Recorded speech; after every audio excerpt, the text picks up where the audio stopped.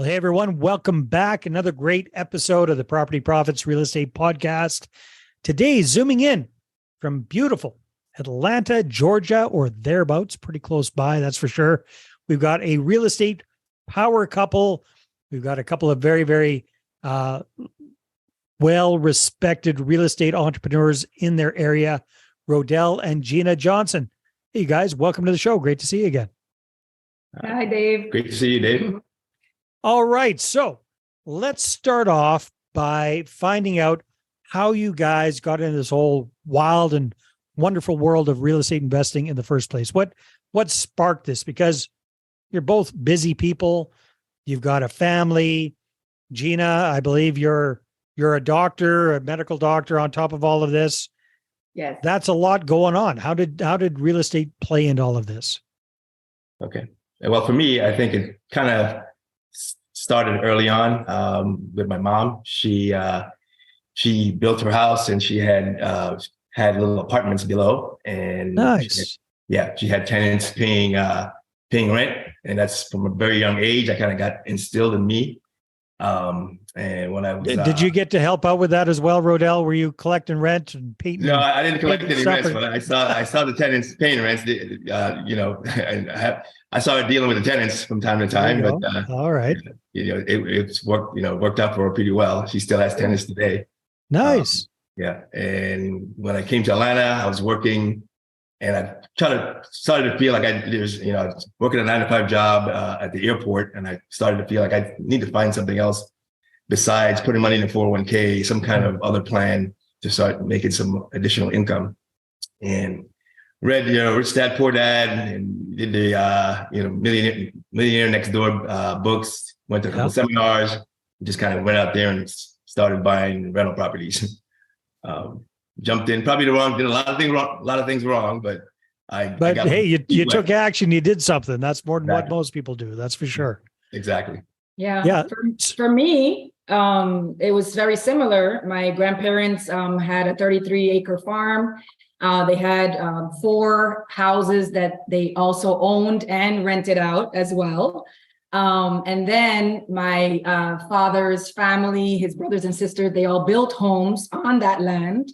So that's where I grew up. And then my parents also had an extra home down the hill where we also had a renter. And then, getting married to Rodel and his entrepreneurial spirit. And because he owned a home and we got married and we moved to a new home, we rented out our first home. So that's how we got started in 2005. That is really, really interesting, you guys. You both grew up around real estate investor parents and grandparents. And then, so Rodel, you'd already been doing a few deals before you guys got married, or did that start after you got married? It started after we got married. Okay. So you kind of a meeting of the minds there. All right. So you've been doing this one way or another since 2005. You started off with buying a hold of rental properties, kind of like what you grew up around. But I think you guys are doing something a little bit different now. So kind of walk us through what that journey's been since 2005. Okay. So since 2005, we actually got up to about 10 rental properties. We were managing 10 of them. This is even up to the Great Recession, when we lost values in a lot of properties, and went through 2011, and I even bought some during 2008, 2009, and just held on to some of them while the values were low. I bought them very cheap, but I had no intentions of selling them until the values went back up. And at that time, I was just basically buying properties from banks, usually REOs, HUD foreclosures, really a really deep discount. Right. And kind of got into that aspect of it. And then I think the property values started to go up, and we had tenants in some of them. Some tenants were moving out, and we just took a chance of, hey, let's go in and just renovate a couple of these properties that tenants are leaving, and just try to sell them while the values have increased. And so we sold a couple of the ones that we held on for a while, and that's where the flipping journey kind of started. From that point, we figured, hey, we're not bad at renovating these homes. We're coming up using our style, using Dina's design and our eye for beautifying a house, and we just took that and started to get into the flipping, buying homes to flip. So yeah, and I've taken a look at some of the before and after pictures on your website, and they are amazing. I mean, and Gina, hats off to you for just making those properties really, really pop, and Rodel for you for all the work that it goes into getting them from the before to the after stage. It really is very impressive. So you guys went from buying and holding these properties and generating kind of cash flow from rentals to deciding that you'd rather be a little bit more active, get in, get out quickly, get your return pretty quick on that. Is that your primary strategy these days, is doing these flips? I would say so. Since 2016, I would say it's been mostly we've been acquiring properties to flip them. That's been the strategy. So yeah, we've just been kind of all off market. I've kind of gone away from the MLS properties and the HUD properties to just direct to seller properties, and those are the ones I've been negotiating with the sellers, and those are the ones we've been flipping. And that's how you're able to get the best deals, right? Because you go direct to the seller, you don't have a realtor in the way. Yeah, Exactly. I wanted to add that I think that because we establish a lot of great relationships with people, they remember us. So they come back to us years later with properties and they say, we had a great experience with you. We want you to sell this property for us or renovate it to sell. So it's about relationship building. It's about knowing that we're dealing with people, that people need help in certain areas when it comes to real estate. And as a physician, I'm always in an area of service. So we bring that to the table when we're dealing with prospects who might have a property. Well, that brings up a good point, because you guys, a lot of people assume that, in order for real estate investors to make money, they need to go in and just grind people down and get the absolute lowest price they possibly can on a property in order to be able to turn around, fix it up, and sell it for a profit. What have you guys found has worked best for you when it comes to dealing with and finding these motivated sellers and creating a win-win situation?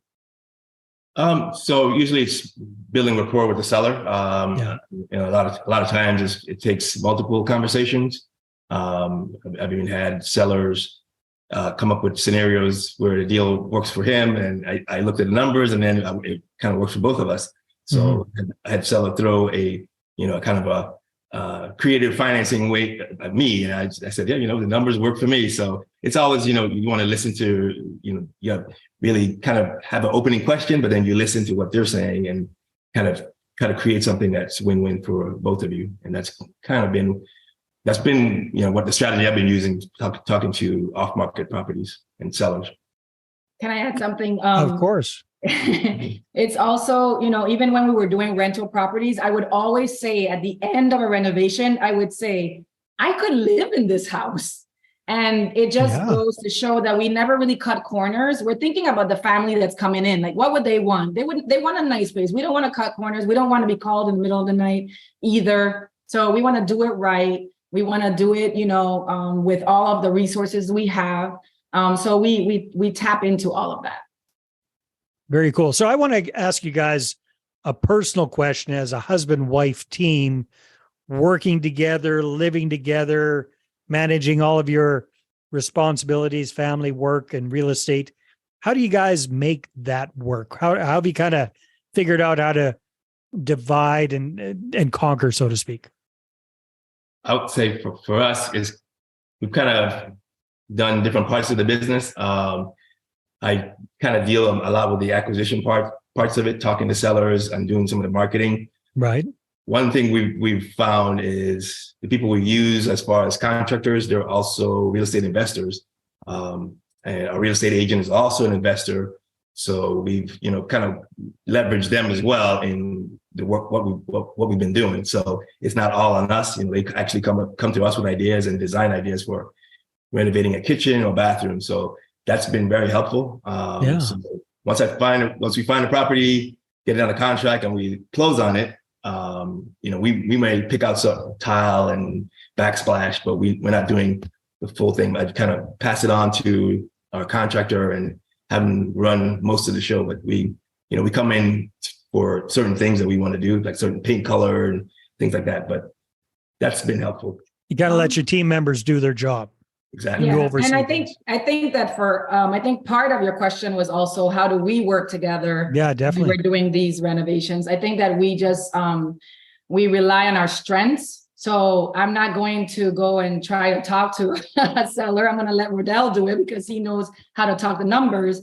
But for me, it might be that I pick out the design of how we're going to renovate. I think about, what a family would want. And so, we discuss that together. It's not always, roses, but, we work together well. That's just our personality. And that's why people come back to us because of the way that we are, our energy. Yeah. And it's been some trial and error. We've had to fire contractors and, until we get as long as you don't fire each other, right? That's yeah, exactly. So. No, that it's so important, right? To find your lane, kind of stick to it. So Rodel, you found your sweet spot. You're really good at finding the deals, talking with the sellers, negotiating, getting the properties turned around and sold, managing the contractors. Gina, you come in, you beautify the whole thing, add that magic touch that brings the value up and really creates a home for your future buyers. Would that be a fair way to kind of wrap it up? Yeah. Yes. All right. No, that's so you guys, lots of different ways to invest in real estate. You guys got started and your family background is kind of like in the buy and hold of rental properties. Now you've moved into buy, fix, and sell. What are some of the big benefits that you like about this strategy versus what you've done before? That's a fascinating idea. Hold that thought for a second. Hi there, this is Dave Dubeau, and real estate investors hire me to raise capital the right way. Why? Because most of them are stuck with too small of a portfolio and they don't know how to attract investors and raise money for their deals. So I help them to connect, capture, and close their ideal money partners. Bottom line, when you've got a deal, you're going to have the capital to do it. So go ahead and book a no-cost capital clarity session with me at bookachatwithdave.com. Again, that's bookachatwithdave.com. For the fix and flip. For the fix and flips, yes. Yeah. Big benefit is that you get to you're in the renovation pretty quickly and you're out pretty quickly. You get to put the house back on the market within 8 months. That's kind of been like the average. We've been getting homes back on the market. Right. And, you're not necessarily dealing with tenants on a weekly basis or a monthly basis. I seem to always get a call from a tenant when the rent's due. So, but that doesn't happen when you're doing a renovation on the house. Exactly. Quick sale. And I think that's the great benefit of it is just that you get to turn it around pretty, a lot faster. And a lot of the time we're helping someone, with a situation that they may have had. So again, it's about, what is it in it for other people as well. So it's a win-win for everyone involved. Well, that was something I was going to ask you guys. If just to give people that are listening to this who haven't had experience working with people that are kind of under these circumstances, what are some of the situations you've helped property sellers out of by buying their house and doing this with them? So the most recent ones were at a divorce situation. The owner basically had to sell. It was basically had to, based on the court order to sell it. And we spoke for months to negotiate something that works for him and his ex-wife, and came to an agreement on a price that worked for both of them. That's one we did not too long ago. We did another one that was probate, where there were like 5 family members basically all having to, kind of divvy up the sale of the house. And we worked it out where we actually gave them some money up front and then took over the property and renovated it and then paid them when we sold the property. Okay. So that's the creative way that we so that way you guys didn't have to come up with as much money up front, and they had security and a much, a really beautiful house that backed up that loan, so to speak. Exactly. Mm-hmm. Yeah. So it sounds like, people are working with you when they're in kind of a situation where selling via realtor just won't really cut it, and they're looking for a quick solution. Exactly. True.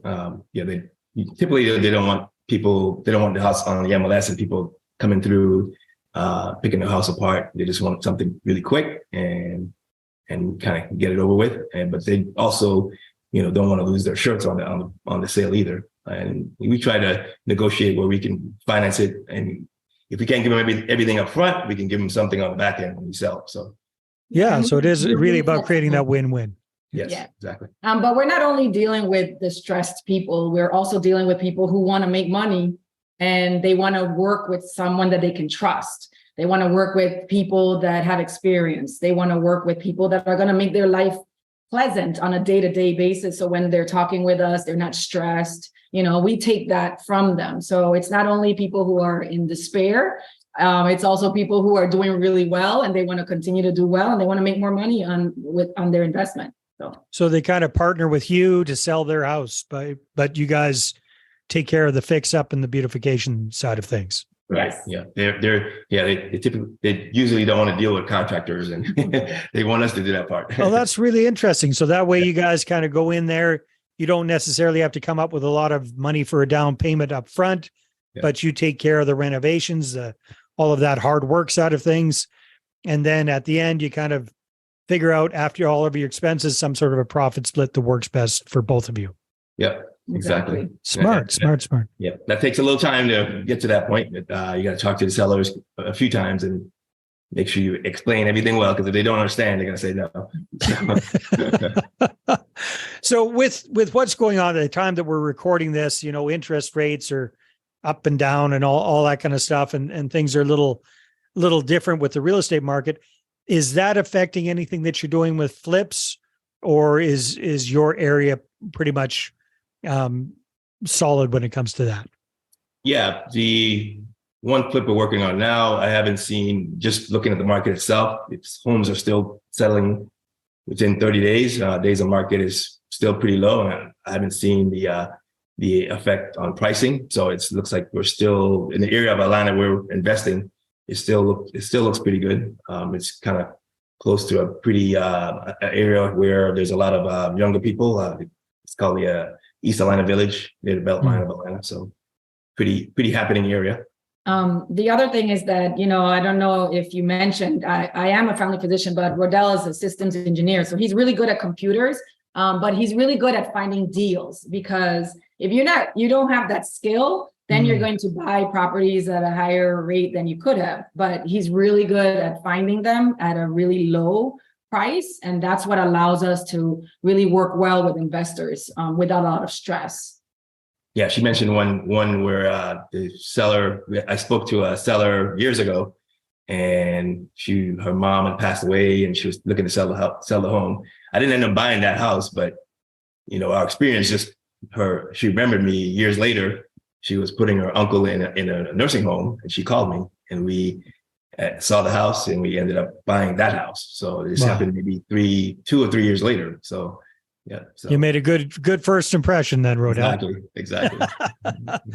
So what would you guys say? Because I know in Atlanta, there's a lot of competition when it comes to buy, fix, and sell type properties.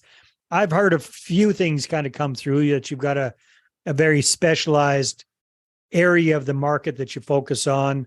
Rodel, you come in there with your background on being able on the tech side of things and analysis.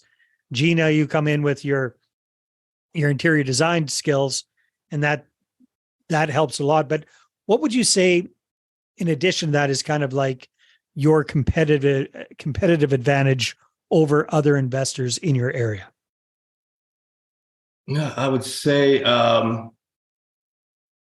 advantage would be, like you said, there's a lot of competition, and for us, it's more, we certainly respect the sellers, and we try to build a rapport and stay in constant communication. Even though if they reach out once, we keep the communication lines open. I know a lot of investors try to they're looking just for a win situation for them, but not necessarily for the seller. Yeah. So we try to definitely listen to what the seller wants, making sure we don't do a lot of talking, let them do most of the talking. And so it comes through clearly what they're looking for. And then we try to structure things and make sure they understand what we're trying to do as far as how we can make it work for them. Even though we don't pay them a lot of money up front, we could pay them some money in the back. And that's, being creative is, I would say, is one of the advantages that I think we have. And I think I'm sorry. Oh, we never just come in and make a one all cash offer. You make multiple offers. Yeah. Yeah, sometimes three. So it's three, like, it's not yes or no, it's which one do they want kind of thing. Exactly. Nice, smart. I was going to say that it's also, where we come from. I mean, we're both from the Virgin Islands. It's our personality. It's also the fact that we grew up seeing our parents do real estate well with renters that may have had some issues, but, seeing our parents work with them, not evicting someone right away just because they had one or two late payments, but really working with the renters or with the sellers. So I think it's our energy. People are drawn to us, and we have the experience. There are a lot of people doing real estate investing, but it really depends on who do you want to work with on a regular basis. Yeah, you know what what's coming through with me with this conversation is, nice guys do get ahead. I think that's a big part of it, because like you say, there are a lot of other real estate investors out there, a lot of your competition probably, that are just real sharks, and they go in there, they just try to beat people down. And yeah, that works sometimes, but it just leaves such a bad taste in people's mouths, right? So you guys have seen with your longevity in the business that people are coming back to you and doing multiple deals. And if they don't do a deal right now, time and circumstances might change, and 2 or 3, 4 years down the road, they might actually end up doing a deal with you. So I think that goodwill goes a long way. Exactly. Yes. Exactly. Yeah. Well, Right now, we're managing 4 rental properties as well. I think she mentioned that. But our tenants, they've been with us probably over 10 years. So same tenants. And that's like the one way I've always learned to keep your rental cost, expenses down, is to make sure you keep your tenants. You try to work with them, the ones you have, and not have to have them move out and have to go back in and do more work to the property. And so. Smart. Yeah. No, that makes a lot of sense. So you guys, what are your plans for the future? Where do you see yourselves going with your real estate investing career? Well, the one thing I realized, over the last few years, flipping is it's still a job. So we want to definitely add some more buy and hold properties. And then that's add some additional income for later on in life. And I'm not sure the number exactly, but probably I think I can get back to 10 or maybe 15, and probably get rid of the boss, the job, the 9-to-5 job. Yeah. No, that makes a lot of sense. So you guys, I know that you've been working with joint venture partners and private lenders for a while now. So if people want to find out more and connect with you, what is the best place for them to do that? They can go to our website, and it's www.investwithjemi.com, and Jemi is JEMI. So investwithjemi.com. And phone number? Well, they can call me directly, 404-326-2265. They'll get a hold of me, and we can certainly set up a meeting or have a bite to eat, or, schedule something to have a discussion about what we do.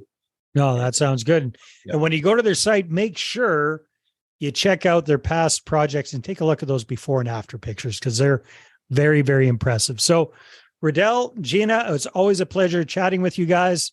Thanks so much for being on the show. Thank you so much. And we love working with you, Dave, and your company. So thank you for everything. My pleasure. Appreciate it. Bye. All right, everybody, take care, and we will talk to you on the next episode. Well, hey there. Thanks for tuning into the Property Profits podcast. If you like this episode, that's great. Please go ahead and subscribe on iTunes. Give us a good review. That'd be awesome. I appreciate that. And if you're looking to attract investors and raise capital for your deals, then I'm going to invite you to get a complimentary copy of my newest book, right back there. There it is. The Money Partner Formula. You can get a PDF version at investorattractionbook.com. Again, investorattractionbook.com. Take care.